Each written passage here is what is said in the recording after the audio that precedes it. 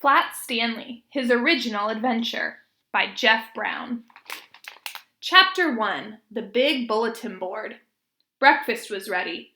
"I will go wake the boys," Mrs. Lambchop said to her husband, George Lambchop. Just then their younger son, Arthur, called from the bedroom he shared with his brother Stanley. "Hey, come and look! Hey!" Mr. and Mrs. Lambchop were both very much in favor of politeness and careful speech.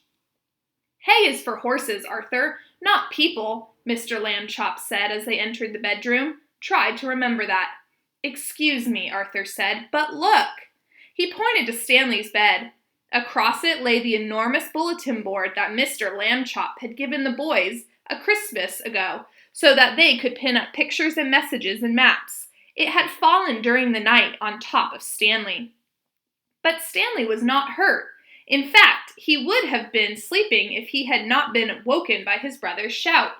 "What's going on here?" he called out cheerfully from beneath the enormous bulletin board. Mr. and Mrs. Lambchop hurried to lift it from the bed. "Heavens!" said Mrs. Lambchop. "Gosh!" said Arthur. "Stanley's flat."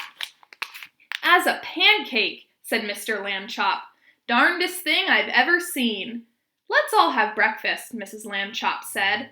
"Then Stanley and I will go see Dr. Dan and hear what he has to say." In his office, Dr. Dan examined Stanley all over. "How do you feel?" he asked. "Does it hurt very much?" "I feel sort of tickly for a while after I got up," Stanley Lambchop said, "but I feel fine now." "Well, that's mostly how it is with these cases," said Dr. Dan.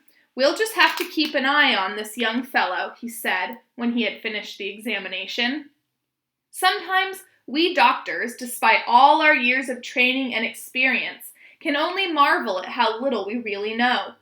Mrs. Lambchop said she thought Stanley's clothes would have to be altered by the tailor now, so Dr. Dan told his nurse to take Stanley's measurements. Mrs. Lambchop wrote them down.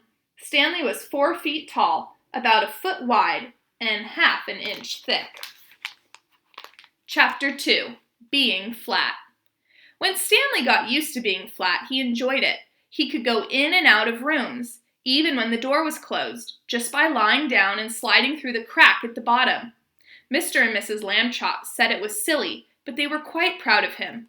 Arthur got jealous and tried to slide under a door, but he just banged his head.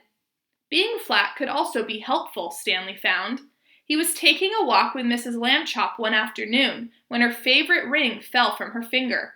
The ring rolled across the sidewalk and down between the bars of a grating that covered a deep, dark shaft. Mrs. Lambchop began to cry. "I have an idea," Stanley said. He took the laces out of his shoes and an extra pair out of his pocket and tied them all together to make one long lace. Then he tied one end of that to the back of his belt and gave the other end to his mother. "Lower me," he said, "and I will look for the ring." "Thank you, Stanley," Mrs. Lambchop said. She lowered him between the bars and moved him carefully up and down and from side to side so that he could search the whole floor of the shaft. 2 policemen came by and stared at Mrs. Lambchop as she stood holding the long lace that ran down through the grating. She pretended not to notice them. "What's the matter, lady?" said the first policeman. "Is your yo-yo stuck?"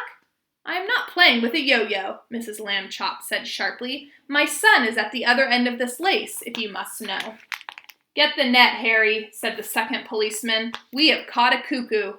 Just then, down in the shaft, Stanley cried out, "Hooray!" Mrs. Lambchop pulled him up and saw that he had the ring. "Good for you, Stanley," she said. Then she turned angrily to the policeman. "A cuckoo indeed," she said. "Shame." The policeman apologized. "We didn't get it, lady," they said. "We have been hasty. We see that now." "People should think twice before making rude remarks," said Mrs. Lambchop, "and then not make them at all." The policeman realized that was a good rule and said they would try to remember it. One day, Stanley got a letter from his friend Thomas Anthony Jeffrey, whose family had moved recently to California. A school vacation was about to begin, and Stanley was invited to spend it with the Jeffreys. "Oh boy," Stanley said, "I would love to go."